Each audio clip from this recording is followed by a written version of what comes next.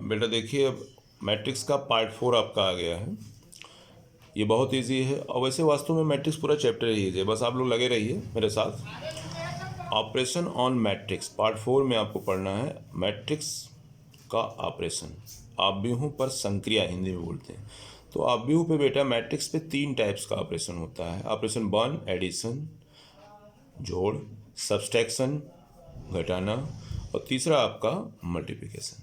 तो बारी बारी से तो मैं मेन चीज़ एडिशन और सब्सट्रैक्शन तो एलकेजी और नर्सरी का टॉपिक है, बट आपका जो मल्टीप्लिकेशन टॉपिक है ये आपके लेवल की है और मोस्टली क्वेश्चंस इसी से पुटअप किए जाते हैं, लेकिन जानना ये भी ज़रूरी है। तो पहला टॉपिक आपका है एडिशन। मैट्रिक्स का एडिशन कैसे करते हैं, दो मैट्रिक्स को हम जोड़ते कैसे हैं, दो या दो से अधिक मैट्रिक्स को हम जोड़ते कैसे हैं। तो मेन बात है मैट्रिक्स कब जुड़ेगा। दो आव्यूह का जोड़ तभी संभव है, दो आव्यूह का जोड़ तभी संभव है जब उनके ऑर्डर सेम हो। इंग्लिश में आप बोल सकते हो additions of two matrix if order are same. मतलब दो मैट्रिक्स का जोड़ पॉसिबल तब होगा जब दोनों के ऑर्डर्स क्या हैं आपके सेम होंगे। फॉर एग्जांपल की बात करें कि ए मैट्रिक्स दिया हुआ है बेटा ए आई जे, अब देखिए इसको स्टैंडर्ड फॉर्म में लिखिए एम क्रॉस एन ऑर्डर का, एंड बी मैट्रिक्स दिया हुआ है वी आई जे, डरिएगा नहीं, ये तो आप समझ ही रहे होंगे क्या मैं बना रहा हूँ, एम क्रॉस एन ऑर्डर का। अब ध्यान से देखिए, ये आपका एम क्रॉस एन ऑर्डर, ये आपका एम क्रॉस एन, दोनों ऑर्डर क्या हो गए सेम। तो जब सेम ऑर्डर हो जाएगा तब मैट्रिक्स का एडिशन संभव है। बस ये बात दिमाग में रखिएगा, दोनों का ऑर्डर सेम, दोनों का ऑर्डर सेम। जैसे एक एग्जांपल मैं दे रहा हूँ कि मैट्रिक्स को ऐड कैसे करते हैं, तो एक एग्जांपल के अकॉर्डिंग आप इसको और बेहतर समझ सकते हो। सपोज करिए ये मैट्रिक्स मैं लिख रहा हूँ A is equal to 3 4 2 1 6 9 and B matrix लिया हुआ है 5 8 7 2 1 6। अब गौर से देखिए, आप इसका ऑर्डर बोलो 1 2, 2 क्रॉस 1 2 3, 2 क्रॉस 3, इसका ऑर्डर भी बेटा 2 क्रॉस 3। अब ऐसे आपको दे देगा। ध्यान में रखना मैट्रिक्स का एडिशन तभी संभव है जब उसका ऑर्डर सेम होगा। अब इनका ऑर्डर सेम हो गया, ये दोनों चीज़ सेम हो गई तो हम इसको ऐड कर सकते हैं। अब करने की बात है तो क्या लिखोगे, a plus B is equal to, दोनों मैट्रिक्स को जोड़ना है तो मैट्रिक्स को ऐसे लिख लीजिएगा प्यार से 3 4 2 1 6 9। अरे यार सब नर्सरी का है सवाल, टेंशन ना लो। 5 8 7 बस नाम है, बड़े दर्शन छोटे, ऑर्डर सेम हो गया, दोनों को जोड़ रहा हूँ। अब ध्यान में रखना मैट्रिक्स का एडिशन जब करेंगे तो एलिमेंट कोड के अकॉर्डिंग ही जुड़ता है। A11 A11 पे जुड़ेगा, A12 A12 पे जुड़ेगा, हमारी उंगलियों को देखते रहिएगा, A13 A13 पे जुड़ेगा। तो मैं एक क्वेश्चन पूरा कंप्लीट करके दिखा दे रहा हूँ। तो 3 में 5 जुड़ेगा, 3 + 5, 4 में 8 जुड़ेगा, 4 + 8, 2 में 7 जुड़ेगा, 2 + 7, फिर 1 में 2 जुड़ेगा, 1 + 2, 6 में 1 जुड़ेगा क्योंकि ये कोड इसके इक्वल है, इक्वल नहीं सॉरी, मतलब इसकी कोडिंग इसके साथ है। ये आपका A21 तो ये A21, तो ये 6 + 1 हो जाएगा, अगला 9 + 6 हो जाएगा। अब इसको जब जोड़ेंगे तो हमारे हिसाब से वो आपके हिसाब से क्या आएगा, 8 3 और 12 7 9 और 15। क्लियर, दोनों मैट्रिक्स का ऐड करने पे क्या आएगा। और ध्यान में रखना जब मैट्रिक्स को जोड़ेंगे तो जो ऑर्डर पहले था जोड़ के बाद भी वही ऑर्डर आएगा, मीन्स 2 क्रॉस 3 ऑर्डर का। क्लियर, एक एग्जांपल और देख लीजिए, एडिशन के लिए एक एग्जांपल और देख लीजिए। सपोज करिए मैट्रिक्स दिया है -1 7 0 5 8 3 2 1 6, कुछ भी हो सकता है, ऑर्डर सेम होना चाहिए। अब 3 क्रॉस 3 आई तो जोड़ने के लिए दूसरा मैट्रिक्स भी हमारा 3 क्रॉस 3 ऑर्डर का ही होना चाहिए। तो दूसरा मैट्रिक्स कितना है, 5 8 7 3 2 1 9 8 -2, ये आ गया, ये भी आपका 3 क्रॉस 3 हो गया। अब इन दोनों को जोड़ देते हैं तो A + B = क्लियर। अब देखिए -1 + 5 हो जाएगा, -1 + 5, 5 में 8 जुड़ जाएगा, 5 + 8, 2 में 7 जुड़ जाएगा, 2 + 7, 7 में 3 जुड़ जाएगा, 7 + 3, 8 में 2 जुड़ जाएगा, 8 + 2, ठीक है, 8 + 2 एंड 1 + 1, 1 + 1, ये तो मैं डायरेक्ट कर रहा हूँ समझाने के लिए, डायरेक्ट आप कर सकिएगा, सब समझ जाइएगा तो डायरेक्ट करिएगा, 7 + 8 और ये 6, अब प्लस का लेकिन यहाँ माइनस है तो ये -2 हो जाएगा, ध्यान में रखना है इसको। अब ये हो जाएगा बेटा 4, 13 और 9, ये 10, ये 10, ये 2, ये 9, ये 15, ये 4। अभी मैंने क्या बताया है, 3x3 ऑर्डर का मैट्रिक्स आ गया, ठीक है ना। तो कहने का मतलब एक बात कंफर्म है कि दो मैट्रिक्स का जोड़ हमको तभी संभव है जब मैट्रिक्स का आर्डर सेम हो। अच्छा एक बात और, जोड़ने के बाद जो आर्डर आएगा मैट्रिक्स का, वो जितना आर्डर यहाँ रहेगा वही आर्डर, देखो 3x3 का लिया, 3x3 का लिया, तो जोड़ने के बाद भी 3x3 आर्डर का ही मैट्रिक्स आया, बिल्कुल सेम यही चीज़, इसी डिफरेंसेस को। अब ज़्यादा इस पर टाइम वेस्ट करने की ज़रूरत नहीं है। सेकंड में आपका सब्सट्रैक्शन, सब्सट्रैक्शन, दो मैट्रिक्स का सब्सट्रैक्शन, इसको बोलते हो बेटा घटाना। तो घटाने के लिए भी वही चीज़, सपोज करिए ए मैट्रिक्स दिया है, कैसे, AIJ कितने ऑर्डर का, M× मान लीजिए K है, और बी मैट्रिक्स भी हमारा कितने ऑर्डर का, मान लीजिए लिखा है BIJ, तो ये भी होना चाहिए M× K। अब दोनों को सब्ट्रैक्ट करेंगे तो बताओ ईमानदारी से, A- B कितने ऑर्डर का, मान लीजिए A- B सॉल्व करने के बाद आया CIJ, तो ऑर्डर कितना होगा इसका, M× K। ये बात हमको यहाँ भी लिख देना चाहिए। यहाँ पे करेंगे तो A+B का जो ऑर्डर आएगा वो आ जाएगा C, मान लीजिए IJ आ गया, तो इसका ऑर्डर भी हो जाएगा M×n। तो दो मैट्रिक्स का जोड़, ये डिस्टर्ब ना होइए, A दिया है B दिया है, जोड़ेंगे दोनों को तो कुछ मैट्रिक्स आएगा कि नहीं आएगा, और उसका ऑर्डर भी सेम, जैसे मैंने कहा A दिया है B दिया है, जोड़े तो A+B जो मैट्रिक्स आया ये वाला, ये जो मैट्रिक्स आया है ये, उसका भी ऑर्डर, वही चीज़ मैं समझा रहा हूँ कि दो मैट्रिक्स दिया है, A दिया है B दिया है, ये जनरलाइज्ड स्टैंडर्ड फॉर्म लिखा हुआ है। मान लीजिए इसका ऑर्डर कितना है बेटा, M×K है, M×K ऑर्डर का ये मैट्रिक्स है, तो दूसरा भी M×K, क्योंकि जब तक सेम नहीं होंगे तब तक मैट्रिक्स का जोड़ और घटाना नहीं कर सकते। सब्सट्रैक्ट और ऐड के लिए मैट्रिक्स का ऑर्डर सेम होना अति आवश्यक है। अच्छा, जोड़ने या घटाने पर ये मैंने घटाया, घटाने और ये मैंने जोड़ दिया, जोड़ने या घटाने पे जो ऑर्डर निकल के आएगा वो जितना ऑर्डर रहेगा पहले वाला वही आएगा। अब जैसे एक एग्जाम्पल छोटा सा ले लो, इस पर एक एग्जाम्पल ले लो, A मैट्रिक्स हमने ले लिया -7, 2, -1 और 5 ले लिया, -8 ले लिया और 3 ले लिया, ये कितना ऑर्डर हो गया, 1, 2 क्रॉस 3।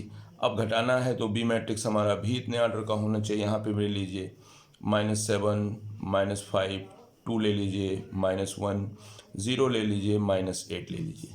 अब इसमें नेगेटिव संख्या ज़्यादा ले लिया हूँ, डिस्टर्ब ना होइएगा आप लोग। ये भी आपका 2x3 ऑर्डर का सेम हुआ।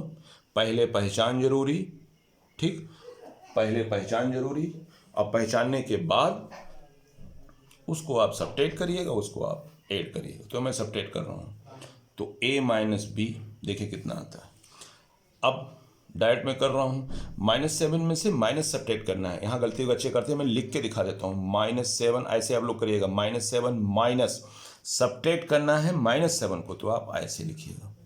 फिर 2 में सब्ट्रैक्ट करना है 2 को, तो 2 - 2, फिर -1 में सब्ट्रैक्ट करना है 0, क्योंकि ये एलिमेंट किसका है, कोड 13, और ये भी 13 है, तो कोडिंग पे ही सब्ट्रैक्ट होंगे, ध्यान रखना, -1 -0 ऊपर वाले हो गए।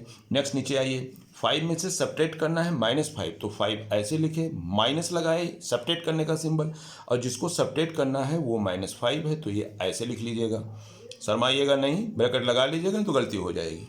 फिर -8 में सब्ट्रैक्ट करना है -1, तो माइनस सिंबल लगाया ऑपरेशन का, और किसको सब्ट्रैक्ट करना है, -1 को सब्ट्रैक्ट करना है, तो यहाँ पे -1 लगाया। फिर अगला 3 में से सब्ट्रैक्ट करना है किसको, 3 माइनस सब्ट्रैक्ट करना है -8 को, तो ये -8 लगाया।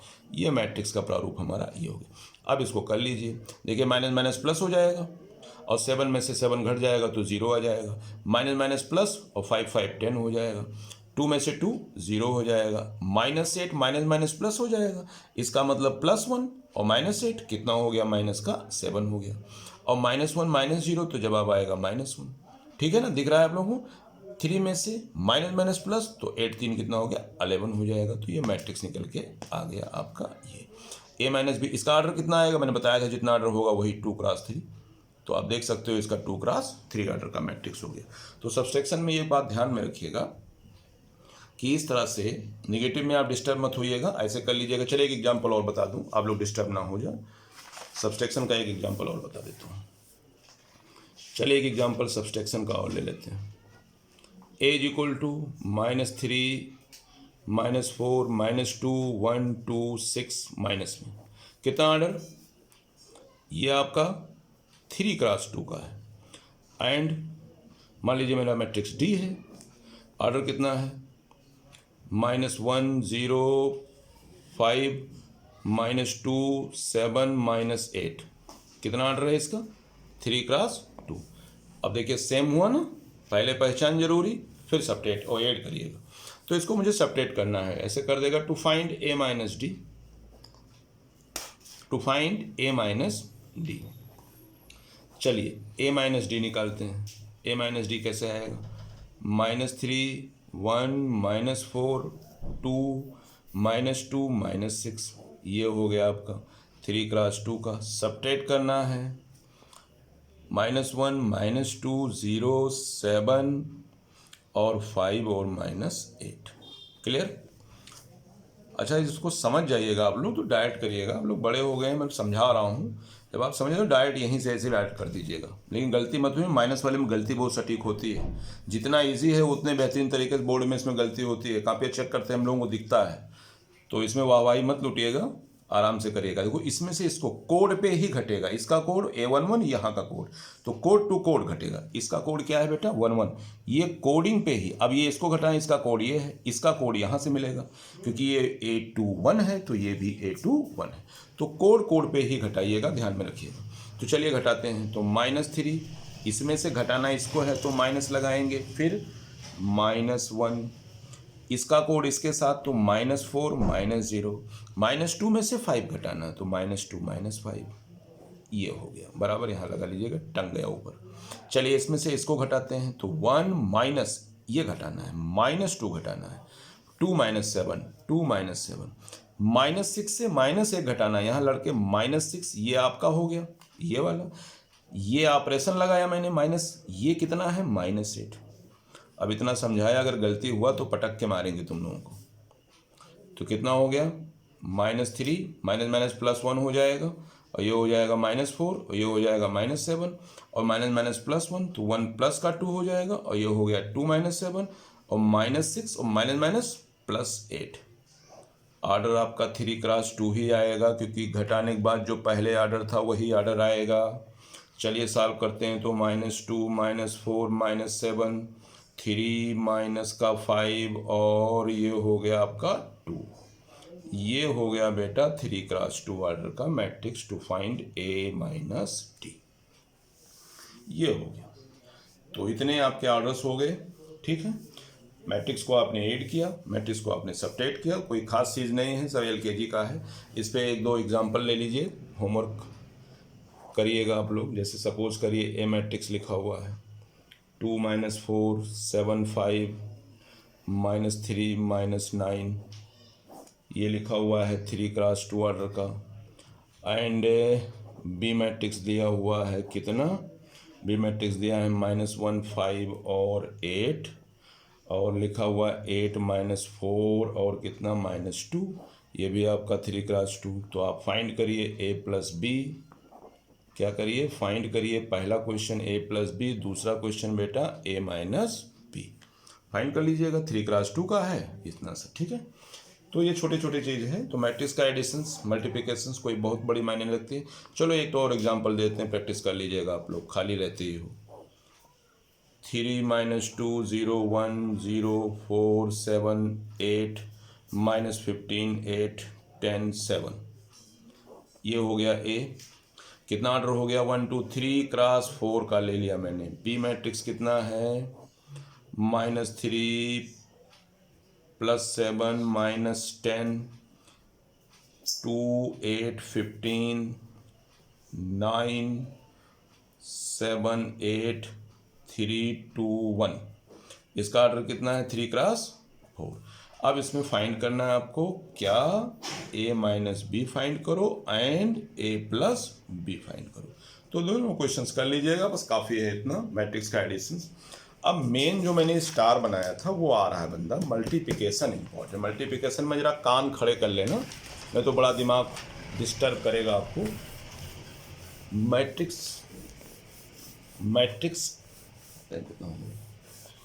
मैट्रिक्स का मल्टीप्लिकेशन देख लीजिए बेटा, ये सबसे इंपॉर्टेंट है, इसलिए मैं यहाँ पे मल्टीप्लिकेशन,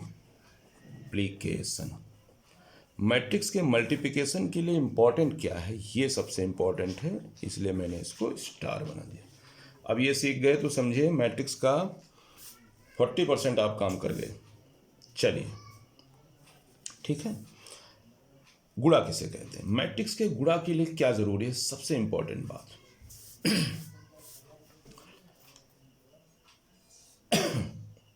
जैसे सपोज करिए ए मैट्रिक्स हमारा है ए आई जे, कितने ऑर्डर का बेटा m × n, और बी मैट्रिक्स का जो ऑर्डर है मान लीजिए लिखा बी आई जे, ठीक है ना, बी आई जे लिखा हुआ है।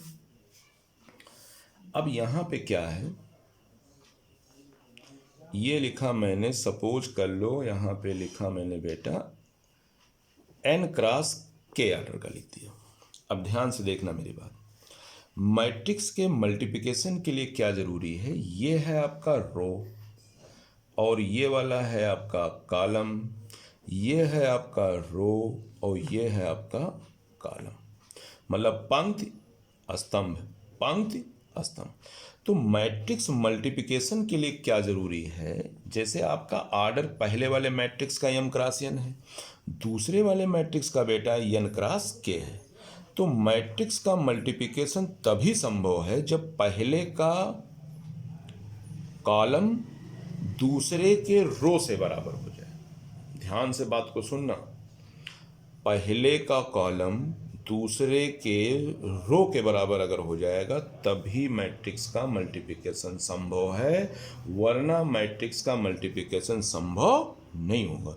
तो गुणा करने से पहले क्या करोगे, जैसे मैं यहाँ समझा रहा हूँ, जैसे मैंने कहा मैट्रिक्स का ऑर्डर पहले का m × n है, दूसरे का आपका n × k है, तो आप ऐसे अंडरलाइन कर लेना। ऐसे देखो ये n फंस गया कि नहीं, ये पहले का कॉलम है और पहले दूसरे का ये रो है। अब n अगर सेम हो गया तो 100% आपका मल्टीप्लिकेशन संभव है।